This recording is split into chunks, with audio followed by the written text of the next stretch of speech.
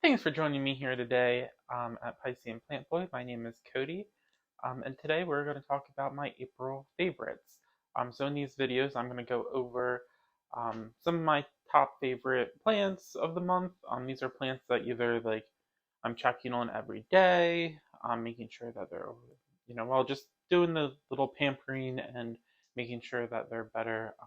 Not that I don't do that for my other plants, but these are ones that I kind of spend special attention to over the course of the month. I'm going to limit to five of them and make sure that I have no repeats. So let's get started with number one. We have this Begonia U402, and I really like this plant because it has these green-ish top leaves, and underneath they are red. And I really love when plants have red underneath or some other kind of color. I think those are really cool features in a plant. I also really love this because if you can see, I cut it right there maybe a month ago, and it's already put out. It's working on its fifth new leaf from them. It also put out this new stalk. This is the cutting I took from here.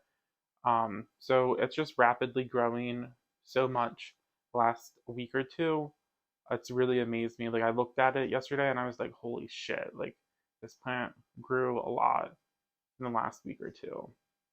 So that's number one. So number two, we have this Codon Netanthus Vista, which is a hybrid between a Codanthe and a Netanthus.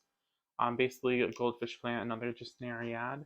And the reason that I chose this for this video is because look, we have these little blooms. I think they are the coolest colors. I love this pink, and how it's kind of, there's a gradient on the flower. Um, yeah, so I really enjoy this, and it has a cute little cup I thought matches personality.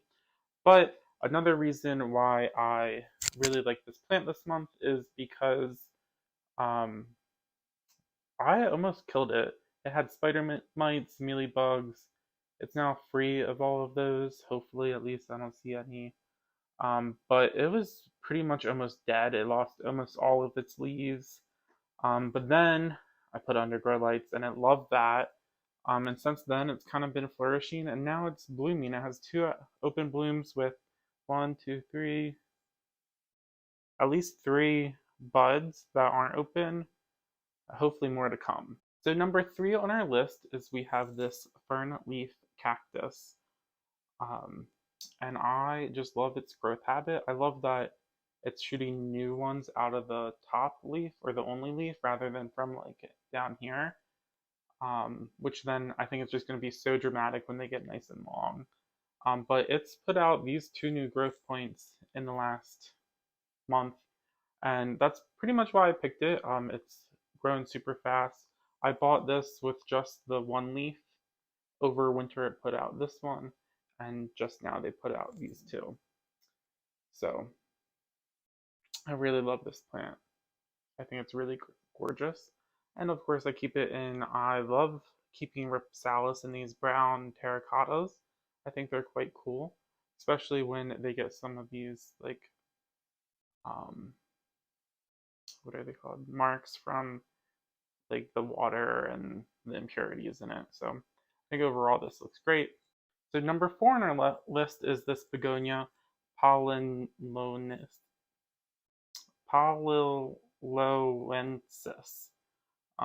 Sorry for butchering these Latin names.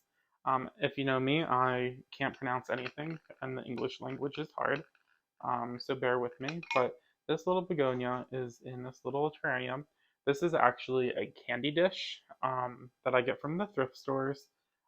There are great resources for high humidity plants, especially smaller ones like begonias, just because you can put them in there and they should flourish like the sky.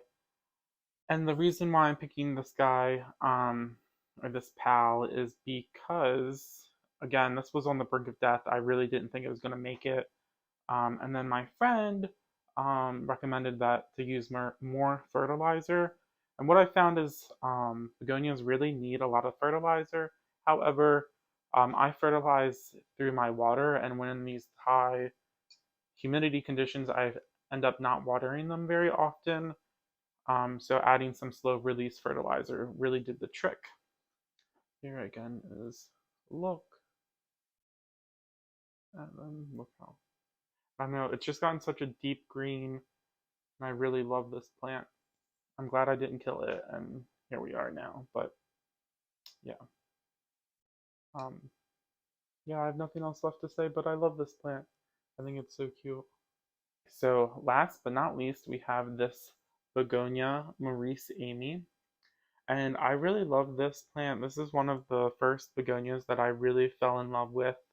I bought it online, and it was my first online plant purchase. I don't buy them online that often, luckily. I find a lot of stuff in person. But this is my first one. And when I moved to Rochester this winter, or last summer, but over the winter, the cold really got this guy, and I had to unfortunately chop him all the way back. You can tell where I made all these chops, and it has just regrown. It's not quite as big as it was last summer, but it's halfway there, I think, and I'm really excited about this because this one just gets massive and sprawls out, and it's easily one of my favorite plants. I've had it for it's been about a year and a half actually. I got it in November of 2020. So, and that's my favorite plant. And I really like it. Like, look how pink that is. Look at these leaves. They're all silvery and pink. But thanks for joining. These were my favorites. If you like these kind of videos, please let me know in the comments below. Let me know which plants are your favorite at the moment.